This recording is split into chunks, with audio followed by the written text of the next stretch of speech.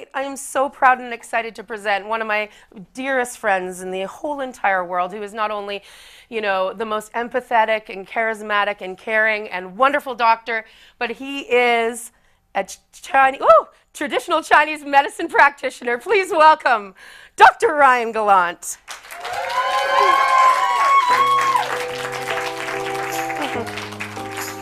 Yes. There you are. Oh. Please have a seat, yeah.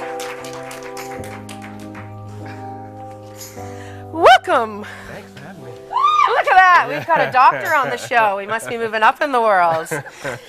Thank you for joining us tonight. No problem. Glad to be here. Yeah, I think it's really one of those practices that is getting more widely known, traditional Chinese medicine as well as acupuncture. But I think what is interesting is that, people don't know the whole backstory, the history, how, what it actually is, and some people are still afraid of it. So we're glad to have you on so you can shed a little light on that. Great. Yeah. Why don't you start with telling us a little bit about you and how you came to find, this profession, for instance. Yeah. So I grew up in the East Coast in PEI, and which is not exactly budding for a budding acupuncturist. There's maybe 3 in the entire island. Okay. But is that still today? There's 3. Today, I think there might be a half a dozen. So I was working in a health food store in Charlottetown, and one of the workers had just finished naturopathic school. Okay. And part of naturopathic school is they do a piece on Chinese medicine, and so he explained a little bit of Chinese medicine, some of the theories to me, and for some reason there's just like an alarm bell went off in my head that said this is something you need to do. And before it wasn't even on the radar. I grew up in a town of under 1,000 people, so acupuncture wasn't even close. And so after that alarm bell went off, I decided that I had to find somebody who was practicing in Charlottetown. And I found 2 practitioners, Harmony Wagner and Ethan Murchie. Ethan's moved to Montreal since then. And they had trained in Colorado. Okay. And so they were teaching Qigong and martial arts and practicing acupuncture as well as craniosacral. And so I just talked to them and started doing Qigong classes every morning with them, and got really into the Qigong. And part of them teaching the Qigong was you also had to do another martial art, and as well they would teach you stuff about the herbs or anything else that was acupuncture related. And I did that for probably, it was going on 2 years, and at the end of the 2 years I was teaching the Qigong classes in the morning.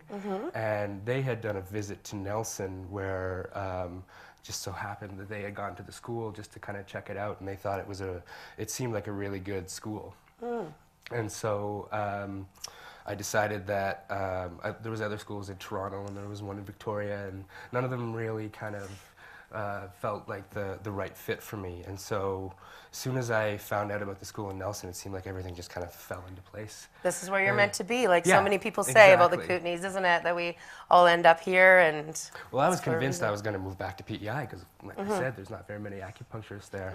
And after finishing school, I said, I'll just stick around Nelson for a year. I didn't get to really enjoy it, because I was in school. And then I just didn't want to go back to PEI. So this is your home, and this is where you learn the practice. Now, you attended the school here. You want to tell us about that? Yeah, I took the 5-year doctorate program here, and so it ends up being just over 4,000 hours. And you go through acupuncture, Chinese medicine, as well as what's called Yang Sheng Fa, which is nourishing life principles. Sounds really elaborate, but it's really diet therapy. Okay. And they also do a little bit in Chinese massage as well, and then they also teach Tai Chi and Qigong. Excellent. And so the program there is a 5-year program in 4.5 years. Okay. And BC has the leading registration college in Canada. They're the ones who kickstarted the Canada-wide legislation. Oh, okay. And so the CTCMA, the College of Traditional Chinese Medicine, Acupuncture and Association, has a yearly exam. And so when you finish your school, you go and you do your practical exam for acupuncture and A standard, herbs. yeah, It's a standardized it's a standard, exam. yeah. And so if you want to do just acupuncture, you can do that, or you can do the acupuncture and the herbs, which is what I chose to do. And so finished that probably 4.5 years ago now, 5 years ago. And I keep now- saying 4.5 years ago, but but it ends up being more like 6 years now or 5 Right. years now. Yeah. And now you're practicing and you own your own clinic? Yeah, Yes. I have a Nelson Community Acupuncture Clinic here. I think it's so interesting, your clinic, and I think we should maybe talk about it a little bit more and explain to people the principle behind it and how you got inspired to open a community clinic, because it's a little bit different than a regular clinic where you go into a private room. This is more a communal room with sharing. Yeah, so community clinics started in Portland. There was We'll bring the slide up and show how many in North America there are there, Shane. But yeah, go ahead. Yeah. Yeah, so community clinics started in Portland, and there were Skip Van Meter and Lisa Rollader. Finished acupuncture school, and like a lot of other acupuncturists, said that they would love to get acupuncture, but at the time, because of student loans, couldn't really afford to get acupuncture, and they thought that that Right. was really a disconnect in, you know, providing healthcare for like the reason that you get into school is so you can provide healthcare for people, so you can treat people, so you can Right. build community. If your community can't afford to get acupuncture, then what's the point? Pardon the pun. Yes. And so what they did. How many times a day does that happen? Yeah, every day. Yeah. And so what they thought was, if we can charge $60 to $80 for one session, what if we In a private clinic, in you a mean? in a private clinic, like what Yeah. we call boutique style acupuncture, which is usually in a private room. Yes. One-on-one, you do your consultation, and the person goes into a private room, and you do needles on the back. Come in 20 minutes, you take the needles out and you flip them over and you do points on the front. What Okay. happens in a community clinic is there's usually some sort of setup where we have lazy boys, and so we use what's called distal needling acupuncture, and so we use mostly needles below the elbows, below the knees, and on the head and face, and we do multiple treatments at the same time. And so these points are similar to what you do on the back and front in terms of what they do for you. Exactly. Is that right? Correct? Yeah, it's kind of Yeah. like, because there's meridians in the body, and the meridians flow from front to back, from the organs out to the tips of the fingers, and then back again to the center of the body. Okay. And so all meridians either begin or end at the hands, which is the way we interface with the world. And so a lot of these points that are below the elbows and the knees are really powerful points. It's kind of like when you go into the room, you turn the light switch on, but it turns on the light in the middle of the room. So that's kind of the way okay. it works. So you have Starting from the outside in. yeah. Yeah. And it's not to say that one treatment is better or worse than the other. It's just a different style and approach. Just like if you Right. go to a different acupuncturist, they might approach acupuncture in a different way. They might use herbs in a different way. Of course. They may talk to you about diet in a different way. It's all about what appeals to the individual, and then again, what works best for you. Okay. Yeah, Very and so the community clinic has it's based in that distal needling acupuncture, and it also works on a sliding scale. That was the biggest piece for Skip and Lisa, was like, it has to be affordable, because community clinics started in America, where they have privatized healthcare. Right. It had to be affordable. It had to be accessible. And a lot of That makes sense. there's a lot of barriers towards healthcare, whether it's public or private, that have to be taken down, so that people don't feel like in order to get acupuncture, in order to get better, they have to be rich, or they have to be able to afford it, right? And so here, with the sliding scale of the $20 to $40, it breaks down a lot of those barriers. And so people can come in, and if they need, say if you sprain your ankle, you might need 3 treatments within a week. That becomes more affordable. Right, because you can be paying the lower end of the pay the sliding lower end of scale the if you scale. need three appointments. That Exactly. makes a lot of sense. Maybe you should tell people about the coverage with MSP, because I know a lot of people don't know about that. And I think as Canadians in our country, that's such an important thing to know about when you're accessing this kind of healthcare. Yeah, so in BC, I'm not sure about how it works with other medical services plans across the country, but in BC, MSP, if you qualify for premium assistance, which I believe means you make under $30,000 a year, you're entitled to 10 treatments at $23 a treatment. And that's not just acupuncture, that's chiro, that's massage. So if you go to a massage and it costs you $80, $23 of that is covered. Perfect. And basically, depending on the practitioner, some people will have you pay in advance, and then you send in your receipt, and then they reimburse you.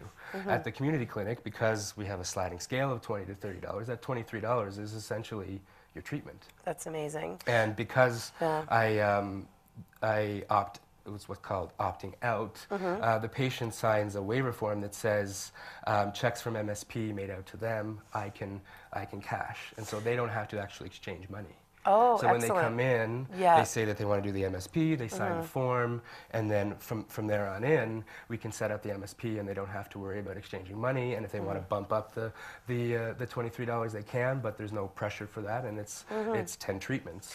And I think what's important to say about that is it's really important to use it because we don't want to lose it as a country. So for people to get out there and use it, right? Yeah, oftentimes, if there's a service that isn't being used, they can take it away, or they'll reduce it. And I'd like to see it, where we could do at least 12 treatments at $23 so that you could potentially get a treatment a month. Excellent. And so, and healthcare should be really about maintenance. A lot of people who come into the clinic, sometimes they come through and they're like, well, I don't really have anything wrong with me. Like, that's okay. You don't have to We'll find something. Yeah. Stick out your tongue and we'll find something that we can do. We're doctors. But the thing is, it's like, it's okay to maintain feeling good. Yeah. It's like we have to be sick. Like as a maintenance program, you're saying you can use this for. Well, yeah. You can use it for emotional things. Like I've accessed it through you for emotional things you're going through, and you just need a little up, and you go to the clinic and you kick back in one of those comfy chairs. Maybe Shane, bring up the photo slide of the clinic there, and you can see that it's a very warm room. You got like comfy lazy boys. If you're getting a back treatment, you might lay on the table, but you're sort of all together in this communal space. And we also, and if that's like not your thing, if that's not your thing, there's also we also have a private treatment room. Yeah. So the consultations all happen in private. Every community clinic kind of runs differently. Right. And so some people do consultations in the lazy boy in the group room. Right. And so everybody and kind the of music is low, and you're everybody kind of feels like, okay, we're all in the same boat together. Like, we got this. We are the world. Yeah. We are healthy together. But in in my community clinic, from feedback that I got in the clinic space we were in before, it was the one big room some people felt like it wasn't the most comfortable space to talk about some private issues. And I did give people the option to step out of the main room in order to talk, but now the clinic has a private consultation room. So you can talk in private, then we go to the group room where everyone can get together. I have families who come in together, and you have like, that's lovely. you have like either partners or mother and daughter come in or that sort of thing, and so they all kind of an experience. Let's go get acupuncture. Yeah. And that's what it should be about. Like if we want to have a community that's built on love and support, and we want to grow, we need to be able to heal together. We need to be able to do things together that aren't just going out and having a good time, but we also want to heal together. We want to be able to come together and take care of ourselves. This guy. Don't you love that sentiment? That's really beautiful, actually. And that leads me to brag about you some more, that you also do the addictions clinic as well. Maybe you could talk about that. So after probably 5 years of graduating from school, I started teaching at the school. Right. Which is, another 30, 40 years of teaching. I should have my student loans pretty much paid off. But support your acupuncturist. Yeah. But it's amazing to teach, just to be able to, because I know the position that a lot of the students are in, with the stress of the school, and it's a big workload, and it can be really, like, it can tear you apart. The beauty of it is it tears you down, and then you learn so much about yourself in that process, and then from that you become a practitioner, and however you want to engage with the world at that point is how you engage with the world. But I started teaching with the school, and part of my teaching is supervising the students at the mental health building on Victoria Street here, which is at 333 Victoria Street. And this is a clinic open to It's been running for almost 10 years now. Right. 10 plus years. Right. And it's been the first experience of the students to actually give acupuncture to people other than each other. And so they get to come into the clinic and get some good experience. Yeah, it's funded by Interior Health Authority. Right. I get paid from the school, but the Interior Health Authority pays for supplies, and they provide the space. Nice. And so the students come in, and anybody, it says it's for addictions, but on Tuesdays, which is the day that we're there from 1:30 until 4, I tell people that it doesn't have to be, you don't have to necessarily have an addiction, but anything that really affects your emotional or spiritual well-being, you can come in for, and you can relax. You don't have to say anything if you don't want. You can just come in and get free acupuncture. And that's a free service. It's And really great. it also happens on Fridays. There's an acupuncturist in town, Stephen Hunter. Another one. And he volunteers and does treatments there on Fridays as well. Excellent. So 2 times a week, people who maybe not even be able to afford the $20 to $40 sliding scale, or people who just want to try acupuncture out, can come in and get free acupuncture. That's and amazing. The difference there is that we use what's called the NADA protocol. Okay. Which is, NADA stands for the North American Detoxification Association. Okay. And so this is a group that covers more than just acupuncture, I'm assuming. Yeah, it covers more than just acupuncture, but they also created an ear acupuncture protocol to help relieve stress and trauma, and it's used a lot in what's called Acupuncturists Without Borders. Right. And Acupuncturists Without Borders travel around to different areas that have experienced trauma or natural disasters, and they set up on-the-fly clinics and do treatments for people to help relieve stress and that sort of thing. And so it's wonderful. 5 points in the ear and then 3 points in each arm, and then you just relax with the needles in.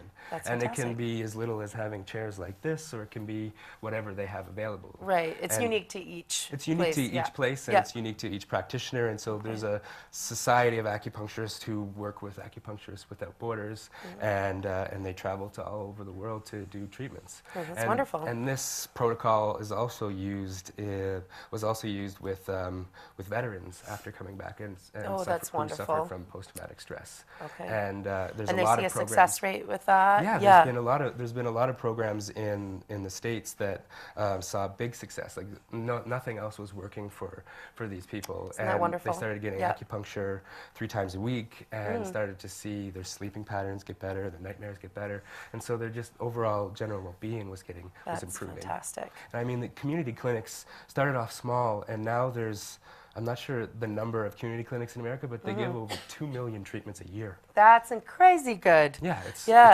phenomenal. Wasn't it illegal at one time?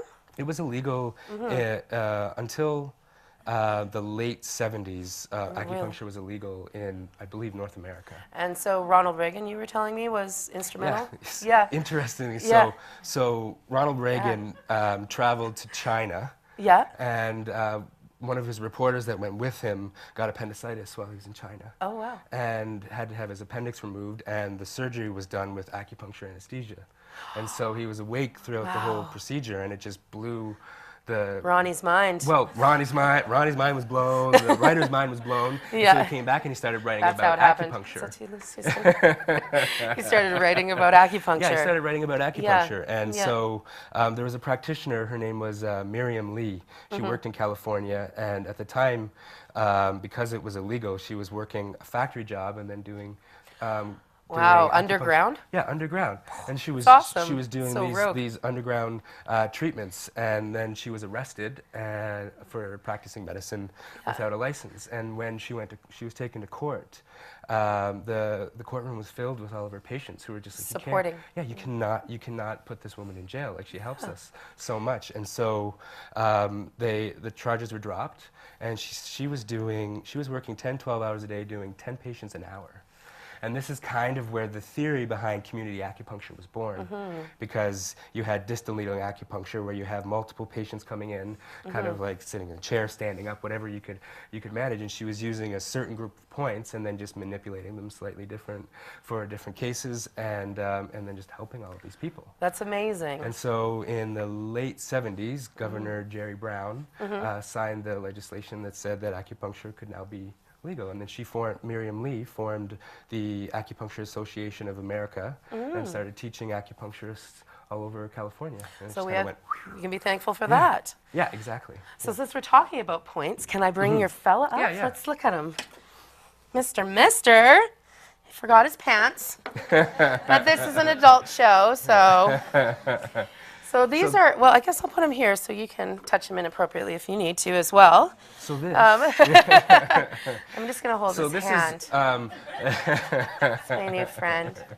so this is based off of what was called the Bronze Man. So The Bronze Man. Loosely explained, in China, when they were teaching acupuncture, they had what was called the Bronze Man. And so it was the Okay. Bronze Man with all the meridians displayed on the body, and then the acupoints. And they would drill out the You can see them all. acupoints. Yeah. They would drill out the acupoints, Yeah. and then they would coat it in wax, and then they would fill the top Wow. with water. That's a lot of trouble. And then you had to find the acupoint. Okay. And release a drop of water from the point, essentially. Oh, right? what And a brilliant So tool. you would needle, Okay. and if you didn't get it, then you would try and try again. And so Oh. this is kind of like a miniature version of that, but it's That- also just a demo doll for showing the meridian lines in the body and the acupoints. That's amazing. I saw this the other day, and I thought that I should bring it and give it to you because they actually have... It's me! They actually are now selling a Dr. Ryan version of this doll. This is great!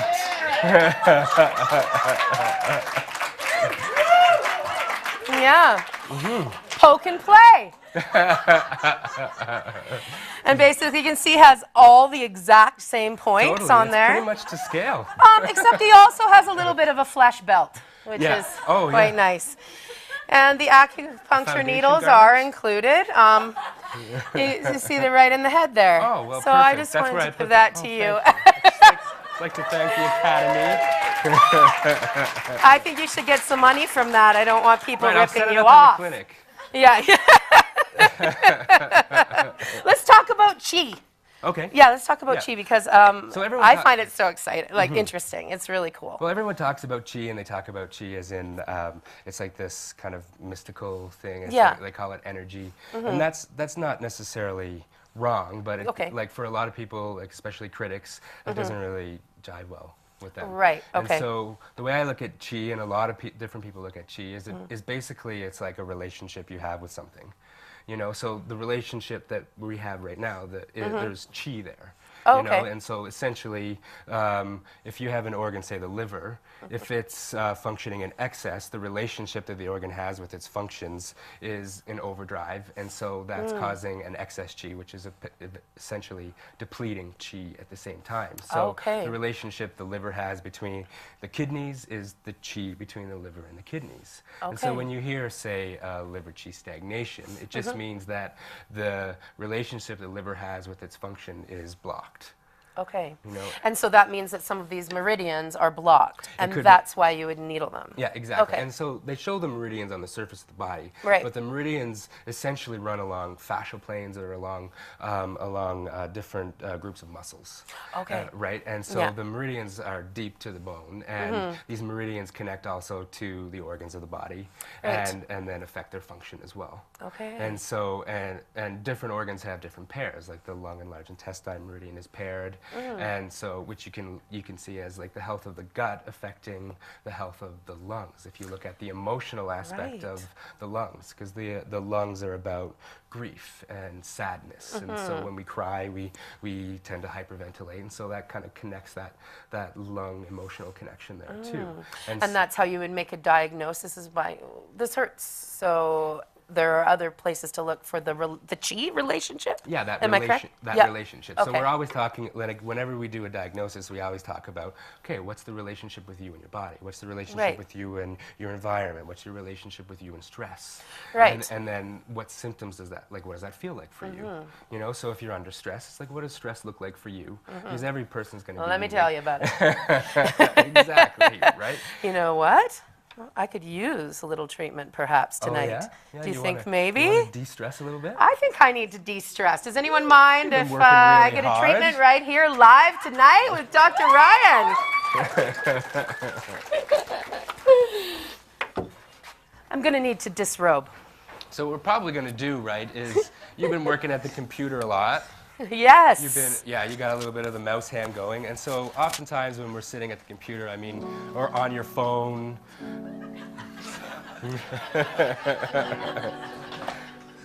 So whenever you're working really hard, whenever your body's got you down, No big deal back here. and so Be right with you, doctor. we tend to find a lot of stress that comes up in through the neck and shoulders. We tend to find a lot of that relationship between circulation in your shoulders and your hands that tends to get blocked, whether it's from doing repetitive motion or whether it's from a certain posture that you've gotten yourself into. This causes stagnation. About is that for me?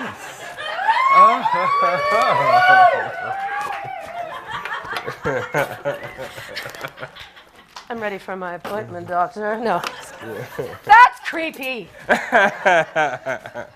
So what I was thinking about doing is, one, I was thinking about putting a needle in the top of your head. Okay. There's a point on the top of your head. It's called the point of 100 meetings. Oh, okay. And the meridians of the head, all the meridians tend to meet at the top of the head. And it's the way we connect. You could look at it as the way we connect to heaven. It's the way we communicate our purpose, our romanticism about the world, the way we connect to our passion. Okay. But so that's good for the rest of the show for you. But it also good. helps to bring about a peace of mind for you as well. Right. And so it'll help calm you down, but at the same time it can Nothing also... helps calm me down. But We'll see. and you're also gonna... And then I'm also thinking about putting on some cups. And so the cupping is another modality that's... we use glass cups or we also use plastic cups. Mm-hmm. And so basically, same mechanism. Mm-hmm. A glass cup just needs to create a vacuum with heat. And so we light this alcohol-soaked cotton ball on fire. Okay. In saying that, kids at home, this is something should be done by a professional. Yes.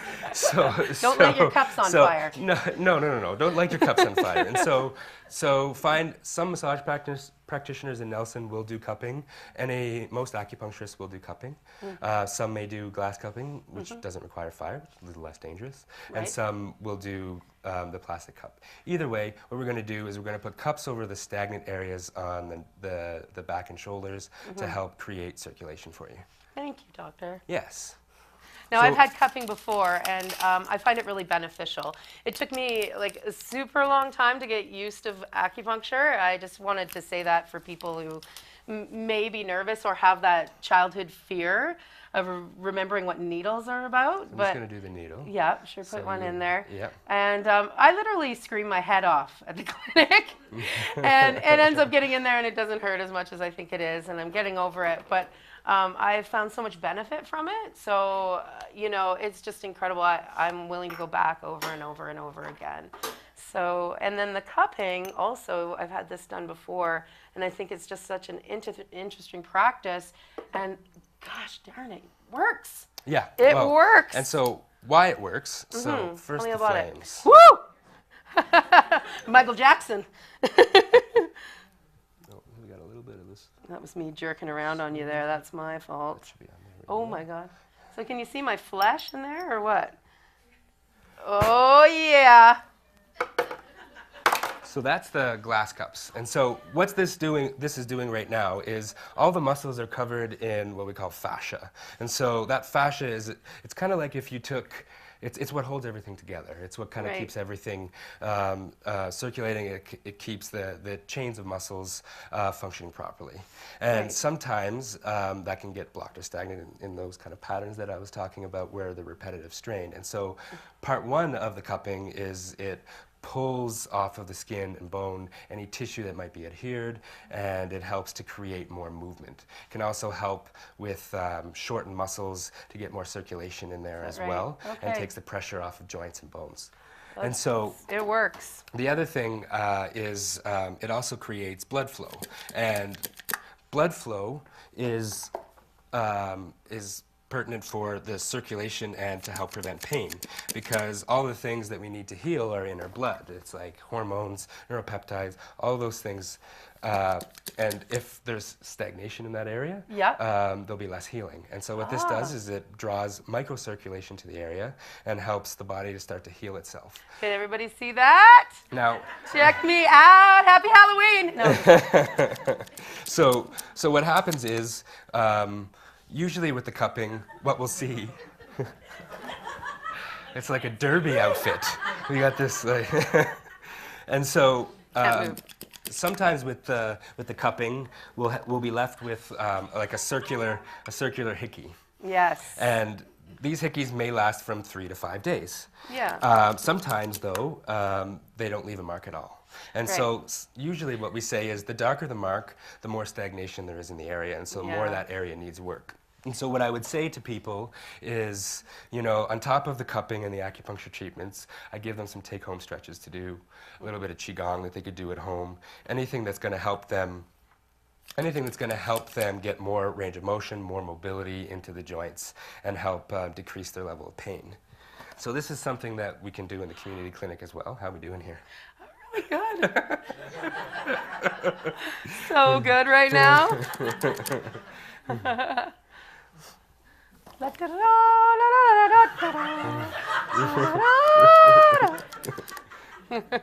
And so we can do this pretty much anywhere on the body. It can be really effective for individuals who have suffered stroke and have dropsy on the face or lacking function on one side of the face. And this will improve function? This or? can help to improve circulation, and therefore we get more blood flow to the area, and from that we start to get function back. It can also help tighten the muscles as well. There's a chi relationship? Yeah, exactly. Yeah? That relationship, the chi Yeah. and blood flow, right? And so that would be, the chi would be the relationship between the muscles in the face and the functioning of those muscles as well. Excellent. Yeah. Thanks for explaining that. So how are we doing there? I think we're good. Yeah. You want them to come off? Well, I don't know. I'm probably.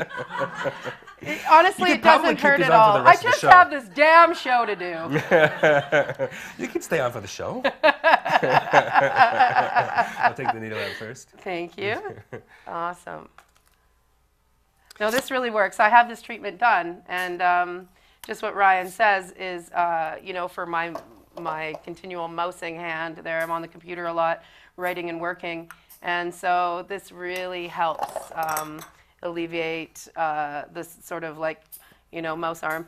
So And the other I thing get it it can done be a lot. really good for as well is like if you have phlegm or trapped in the lungs, or you're coughing, you Hell can do yeah. points over the lungs in the back here, and it can help to loosen up phlegm, and then you can kind of like, it can pull that into the bloodstream so you can flush it out of the system, but Right. it can also just help to kind of open the chest a little bit as well, and you start to get a little bit better breathing patterns. So do you recommend people that are, you know, with the flu or coming down with something like that, come see you for this practice? Of course, and even if Yeah. it's not for cups, we Yeah. could definitely do See that? things like, Look at that. yeah, so. I'm going to be the envy of the festival circuit. So you get the idea there. So Ryan, I guess explain, some are darker than others? Yeah, so we have, see these ones here are a little bit more paler. This over here we got a little bit dark. So we would probably, like, we wouldn't do cups over and over again usually on darker, we would let them heal. Right? And so this area here is probably a little bit more stagnant, so we got a little bit more between the shoulder blades on this side. And these ones ended up a little bit paler. They may not have been as tight, but also They weren't on as long? they weren't on as long Yeah. as well. And so usually we would keep the cups on for about 5 to 7 minutes, not longer than 10 minutes. Right. And then we would gauge the darkness of them, and then we would pick points according to where they were more stagnant. And oftentimes, if they're not as dark, that usually means it's more of a nerve distribution thing that's happening. And so we would go more into points alongside of the spine to get nerve distribution out to the arms or the hands that way. Well, thank you very much Yeah, for of my course. free treatment. Give it up for Ryan. Yeah. Yeah, what a pleasure. Thank you. So much. Mwah. Yes. What a great. Thanks. You got to go see Ryan, so look for the Nelson Community Acupuncture Clinic and give him a call tomorrow. Like when you get out of here. Tomorrow, make an appointment and see him.